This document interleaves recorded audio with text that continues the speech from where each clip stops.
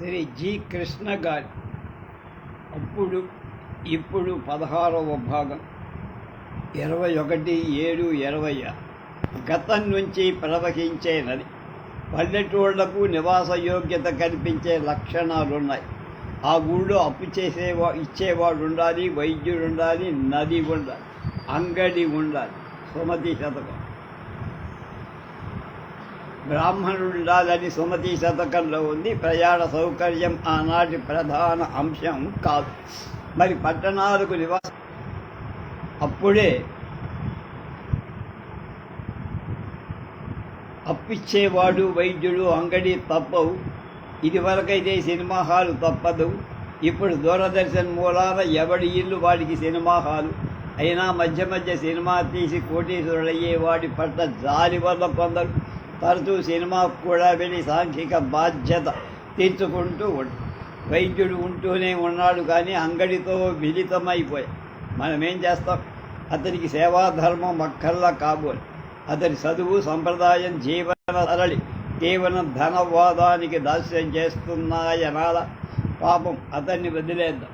మనకు రోగం వద్దనుకుంటే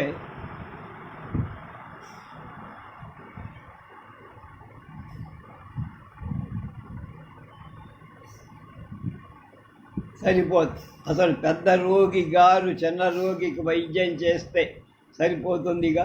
పాత రోగి వైద్యుడేనే సామెత. శుభమామని వైద్యుడి ముత్తట దేనికయ్యా అంటామేమో. పట్టణాల్లో ప్రధాన వ్యాపారం ఇళ్ల జాగాలు, దళారీ వ్యాపారం. ఇళ్లను కట్టడానికి ఉపయోగించే వస్తువుల వ్యాపారం దళారీతనం. ఆ పైన ఇంట్లో ఉండాల్సిన వస్తువులో, మనుషులో వ్యాపారం దళారీతనం. ఇల్లు మారాక తర్వాత అద్దెల వ్యాపారం, ఇల్లు మాట్లాడటానికి వ్యాపారం దళారీతనం. మన దేశంలో గృహస్థాశ్రమ ధర్మం అంటే ఇంత గ్రంథం ఉంది. అసలు మన దేశంలో పౌరధర్మం అంటే ఇంకొకడు బాగు పడటానికి చాకిరీ చెయ్యటమే, తోడ్పడటమే. నోరు మూసుకొని పడి ఉండటం. ఎవడినో కోటీశ్వరుణ్ణి చేస్తూ ఉంటే తప్ప మనకు తోచదు. మన స్వతంత్ర భారత ప్రభుత్వ వ్యవస్థ తమకు చేతనైనందువల్ల కానీ చేత కానందువల్ల కానీ రూపొందించిన ప్రజాస్వామిక వ్యవస్థ ఇది. కాకపోతే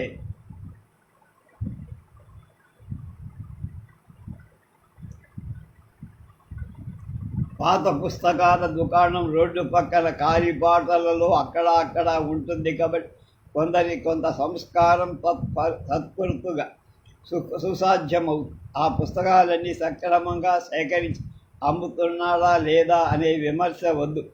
ఎవడి అక్రమ వ్యాపారం వాడు.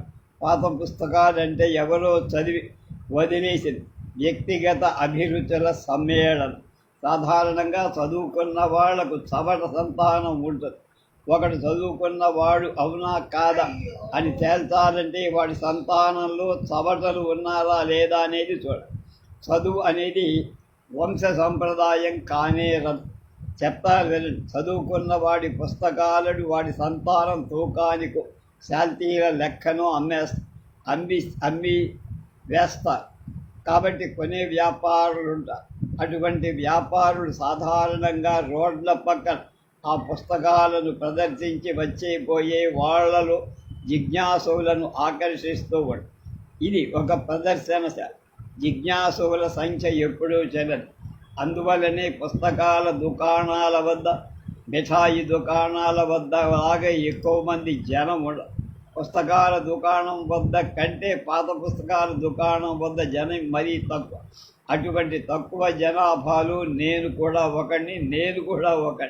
బెదవాడు అలంకార టాకీస్ దగ్గర అంతా పాత పుస్తకాలు ఉండేవి. నోట్సులు కానీ గైడ్లు కానీ అన్నీ అక్కడే కొనేవాడు. ₹2 ₹3 వచ్చి కొంతకాలంలో. అదే కాదు, ఇనార్గానిక్ కెమిస్ట్రీ భాస్కర్ పనిక్కర్ ఎవరు, అది ₹2 కొన.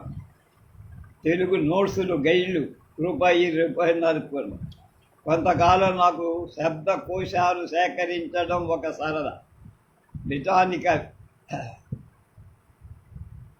బ్రిటానికా అనేటువంటిది ఉండేదో పూర్తిగా జ్ఞాపకం. ఆ పుస్తకాలు మేము బెదవాడలో నేను మా తమ్ముడు ₹5 ఒక్క పుస్తకం ఇంత పుస్తకాలు కొని తెచ్చుకున్నాను. అపూర్వమైన శబ్దకోశాలు ఏవీ దొరకల. దాదాపు 30 శబ్దకోశాలు ఎవరెవరో చిన్నారులు నాకు సరదాగా తీరిన తర్వాత తీసుకువెళ్ళా. తృప్తిగా ఉంది. నా వద్ద నుంచి శబ్దకోశాలు తీసుకున్న వారిలో ఒక రిక్షావాడు ఉన్నాడు. అతడు ఒక కళాశాలలో చదువుతాడు. నేను రిక్షా తొక్కాల్సిన అగత్యం లేకుండా చదువుకోగలిగాను అనే కృతజ్ఞతతో అతనికి శబ్దకోశాలు ఇచ్చా. అది నేను చౌకగా కొన్న శబ్దకోశాలే. రామకృష్ణ పరమహంస జీవిత చరిత్ర ఇంగ్లీష్లో ఏనాడు మద్రాసు మూర్ మార్కెట్లో 10 రూపాయలు. దాని ఒక మిత్రుడికి బహూకరించి జంబాగ్ హైదరాబాదులో 15 రూపాయలకు కొన్నా. అప్పట్లో అది కేవలం ఒకే ఒక సంపుడు. బెదవాడలో ఒక అమ్మాయి ఆ పుస్తకం ఇమ్మని అడిగి చదువుకొని ఇస్తాననే పద్ధతిపై ఆ అమ్మాయి భర్త తరచూ బాధిస్తూ ఉంటాడు. నేను చస్తే నిన్ను ఎవళ్ళు చూస్తారు, పిల్లల్ని ఎవళ్ళు చూస్తారు వగైరా ప్రశ్నలతో ఆమెను సతాయించి ఆమె చేత మొత్తానికి టైప్ రైటింగ్ ఫాస్ట్ హ్యాండ్ డిఏ పరీక్షల్లో ఉత్తీర్ణత సాధించా. అతనికి అంతా ఏమీ పథకాలు చెన్నబోగాని ఆమెకు విసుగొచ్చి ఆ పుస్తకాన్ని చదువుతానని తీసుకెళ్ళి చూడాల 2 పక్కన పెట్టుకొని ఇక అతను చస్తే అని బెదిరించలేదని నా పుస్తకం నాకు ఇవ్వనని చెప్పేసి 25 ఏళ్ల నాటి కిందటి మాట. అతడి చస్తే అనే బెదిరి 25 ఏళ్ల నాటిది అయిపోయి ఉండాలి. బెదవాడు అలంకార్ వద్ద అని చెప్పాక వద్ద ఒక పాత పుస్తకాల దుకాణం నల్లగా ఉండేవాడు. అతని పేరేదో జ్ఞాపకం. దుకాణం పెట్టుకున్న కుర్రాడు సరదామని. ఒకనాడు అతని వద్ద 3 గ్రంథాలు చూశాను. ఒకటి రామకృష్ణ పరమహంస చరిత ఇంగ్లీష్ 25 రూపాయలు ఉన్నాయి. 2 హ్యావెలక్ ఎల్లిస్ రాసిన 14 పుస్తకాల కట్ట. కొండపాగులూరు సీతారామస్వామి దేవస్థానం నివేదిక ₹1 ఈ పుస్తకాల కట్ట ఎందుకు కొనదలుచుకున్నానో నా జ్ఞాపకం లేదు. పూర్వం ఖర్చులు ఎట్లా ఉండేవో చూడాలనుకున్నాను కాదు. కానీ జేబులో డబ్బులేవి. దగ్గర ఉన్న ఇండియన్ ఎక్స్ప్రెస్ కార్యాలయానికి వెళ్ళి అకౌంటెంట్ నాగేశ్వరరావుని ₹200 ఇమ్మని అడిగా. డబ్బు తీసుకోవడానికి దాదాపు అరగంట పడి ఈలోగా ఎవరో హ్యావెలక్ ఎల్లిస్ పుస్తకాలు కొనుక్కు వెళ్ళి ఉలికిన సరదా అనగారిపోయి. రామకృష్ణ పరమహంస చరితామృతం కోసం దుకాణదారుకు ₹25 ఇచ్చి, కానీ అదే సమయంలో ఒక నల్లకోడు పెద్ద మనిషి కూడా ₹25 ఇచ్చి ఆ పుస్తకాన్ని నా చేతికి అందకుండా తీసుకెళ్ళి.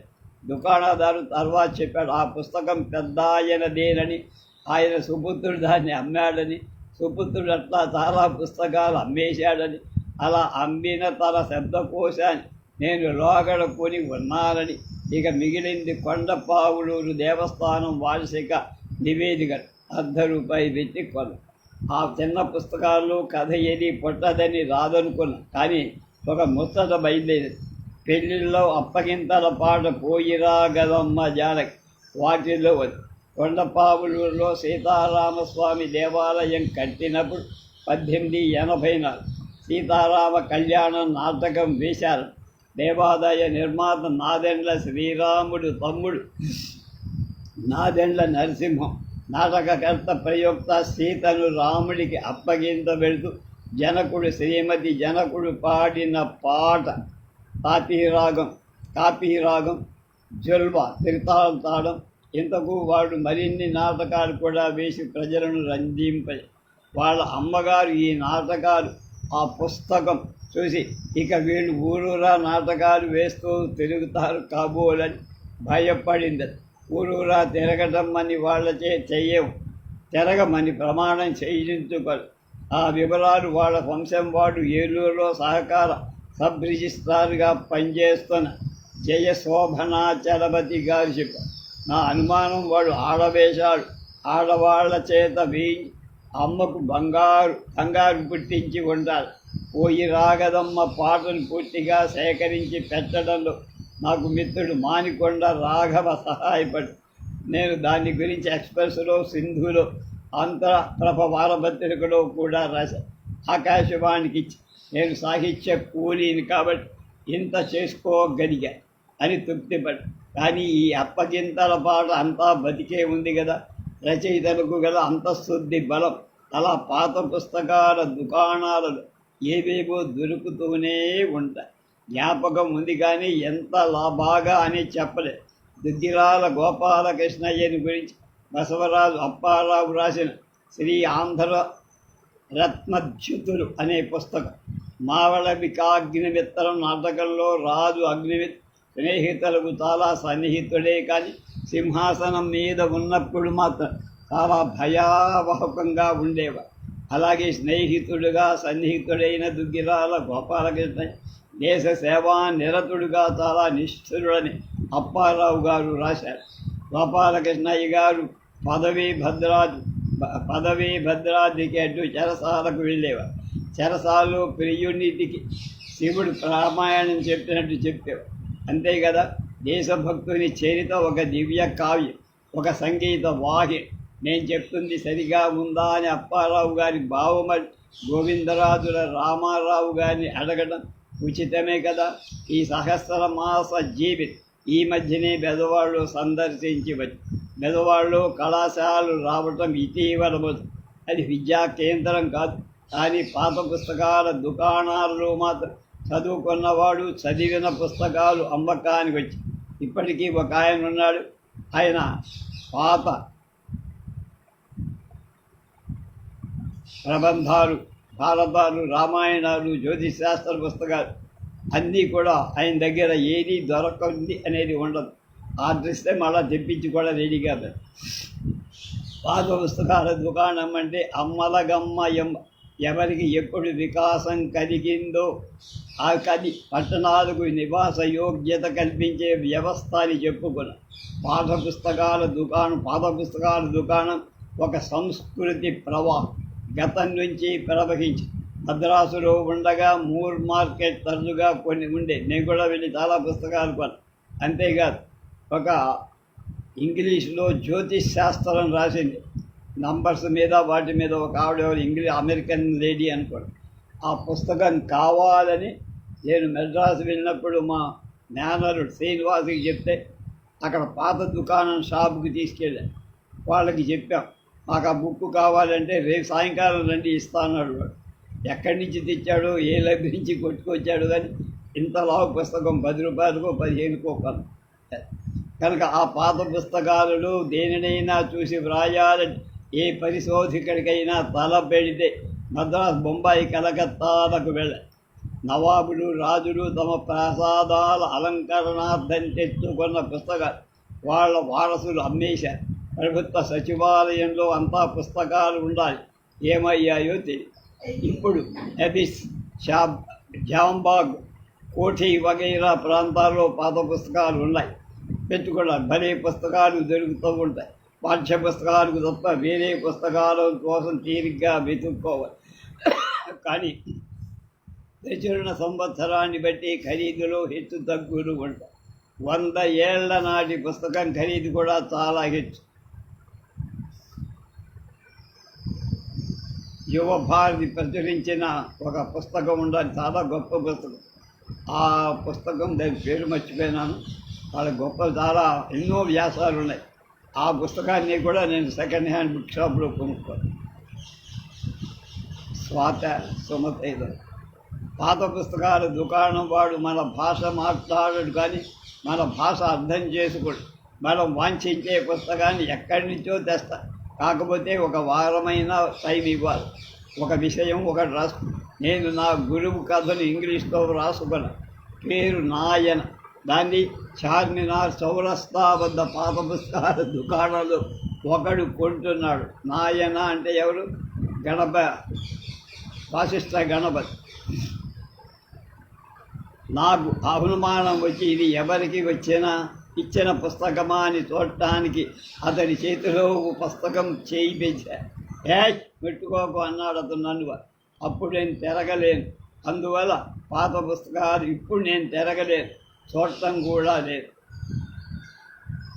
ఆయనను తిడుతూ మన్నాడు ఎవడో ఒక కవి శేషపద్యాలు రాసి దానికి జవాబుగా నారాయణరావు గారు సచ్చు పీనుగా ఎవడో సీసాల మాలిక అల్లినాడు అని ఒక సీసమాలిక రాసి పంపారు. అక్కడి సీసాల పోరాటం ఆగిపోయింది, ఎక్కడో పోయి జంప్ అయింది.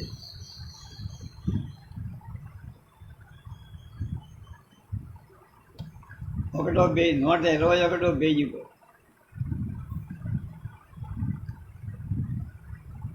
కాళ్ళకూరి నారాయణరావు గారు సాంప్రదాయ వివాహం చేసుకోలేదని పలువురికి ఈసడింపుడు. కానీ ఆయన ఒక మహాజ్యోత్.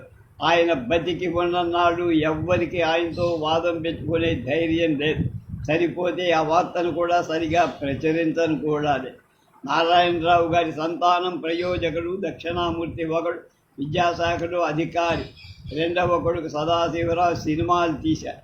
ఏ లోపము లేకుండానే బతికాడు నారాయణరావు గారు. కాళ్ళకూరి నారాయణరావు వరవిక్కడే. అది దొంగ దేశభక్తులు ఇప్పుడు ఉన్నారు, అప్పుడు ఉన్నారు. వరకట్నం కూడదని ఉపన్యసించే ఒక దేశభక్తి తీరా చాటుగా కట్నం కోసం బేరం చేస్తారు. వర విక్రయంలో అదొక రంగం. నారాయణరావు గారు చిత్రించే మరొక సన్నివేశం తాలూకు బోర్డు అధ్యక్షుడు ఒక ఉద్యోగికి సెలవు ఇవ్వడు. ఉద్యోగి భార్య చెప్పులు పడతారు. ఉద్యోగి మరీ ప్రాధేయపడగా అతనిని అధ్యక్షుల వారు డిస్మిస్ చేస్తే ఉద్యోగికి అధ్యక్షుడికి సంబంధం తెగిపోదు. అంటే ఆ ఉద్యోగి చెప్పు తీసి అధ్యక్షుల వారిని ఉతికేశాడు. చక్కని సన్నివేశం. అలా నారాయణరావు గారిని గురించి సమాచార సేకరణ చేయని ఆరంభించి శేషమ్మ గారితో గోష్ఠి వలన చాలా ఉత్సాహం కలిగి ఆమె బసవరాజు సుబ్బారావు గారిని చూడమన్నది కదా. ఆయన ఇల్లెక్కడ? బసవరాజు సుబ్బారావు గారి సోదరుడు బసవరాజు శ్రీరంగసాయి అని ఉండేవాడు. నేను ఎరుగుదు, కానీ ఆయన గతించినట్టు. ఆయన మంచి దేశభక్తుడు. చెరసాలకు వెళ్ళాడు. పోలీసుల వల్ల బాధలు పడ్డాడు. విశేషించి సోషలిజం అఖండ విశ్వాసం ఉన్నవాడు. నిజము కాదు సరిగా చెప్పలేను, కానీ స్వాతంత్రం వచ్చిన తర్వాత ఆర్థికంగా బాధలు పడ్డాడు. కాంగ్రెస్ ముఠా రాజకీయాల వల్ల అలా జరిగిందని నేను అనుకుంటున్నాను.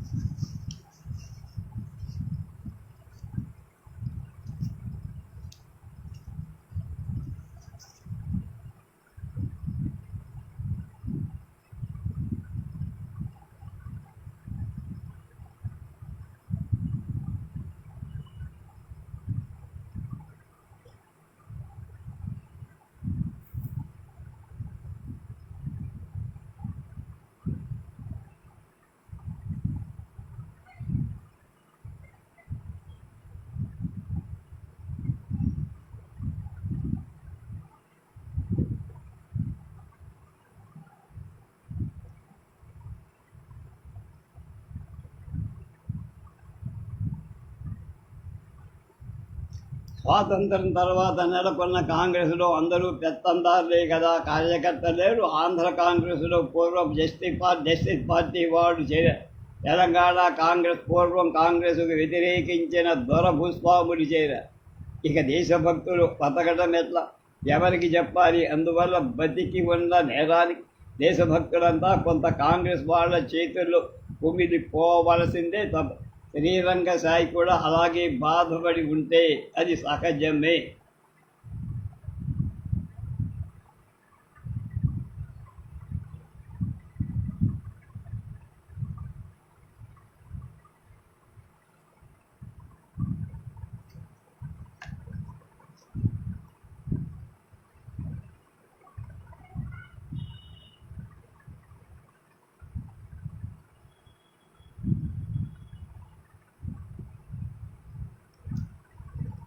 బసవరావు సుబ్బారావు వెంకట సుబ్బారావు కాదు కదా. నిత్యమే రాధాకృష్ణమూర్తి పుస్తకాన్ని చూడ, కానీ ఇప్పుడు ఓపిక లేదు. బడిపంతులు గొప్ప నటుడు, పేరు ప్రఖ్యాతుల ఉపాధ్యాయు. అందువల్ల కూడా కొంత దారిద్ర్యం తప్పదు కదా. గదవాళ్ళు గుట్టలపైన అటకాలు వేసి వాటిపైన గుడిసెలేసుకొని కొందరు తమ పేదరికాన్ని ఔన్నత్యం కల్పించుకుంటూ ఉంటారుగా. అటువంటి అటకల జాగాలు కూడా అమ్మేవాళ్ళు ఉంటారు. స్వాతంత్రం వచ్చిన తర్వాత వృత్తులలో వైవిధ్యం వచ్చిబడి ఇందుకు అటువంటి అటకాలు ఉన్న ఒక చోట చిట్టినగర్లో బసవరాజు సుబ్బారావు గారు నివసిస్తున్నారని ఆయనే కాదు, హరికథ చెప్పేటువంటి ఆయన మర్చిపోయిన ఆయన గురించి కూడా నేను లైవ్ చేసి ఆయన కూడా వాళ్ళ అబ్బాయితో మన ఆ, హనుమత్ జయంతికి వాళ్ళ అబ్బాయి మృదంగం, ఇంకా ఇద్దరితో ఒక ఆయనతో వయోలిన్, ఇంకొక ఆయనతో డోలక మధ్యలో కాదా డోలో ఏదో వేయించి మేము కచేరీ కూడా చేయించాం. ఆయన గొప్ప సంగీత విద్వాంసుడు, హరికథ పితామహుడు. ఆంధ్రదేశంలో నారాయణ దాసు గారి స్వయాన శిష్యుడు. నేను బందర్లో పనిచేస్తున్నప్పుడు వాళ్ళ అమ్మాయి పెళ్ళికి బాలమురళి గారికి కచేరీ పెట్టించాడు రాత్రిపూట. నేను వెళ్ళి ఆ కచేరీ చూశాను, అదే మొదటిసారి. వెతుక్కుంటూ పోయా. నిజమే, మరీ ఎత్తు అటక కాదు, కానీ ఆ కొండల మీద ఇల్లు కట్టుకున్నాడు ఆయన. అది అందుకని జ్ఞాపకం. గిరిపాదం వద్ద ఒక అడుగు అటక, ఆ పైన మొదటి అంతస్తులో ఒక అటక, దానిపై సుబ్బారావు గారి కుటీరం. ఆయన పూర్వం సరే హైదర్జంగ్ వగైరా విశేషాలు వేసి తన పావుల నాద పౌష్కల్యాన్ని ప్రదర్శిన్నాడు అంటే చెప్పలేను, కానీ ఆ లోటు ఆయనకు ఉండాల్సింది కాదు. కానీ ఏం చేస్తాం, అప్పటికి అదే విజ్ఞాన జిజ్ఞాస రేపు.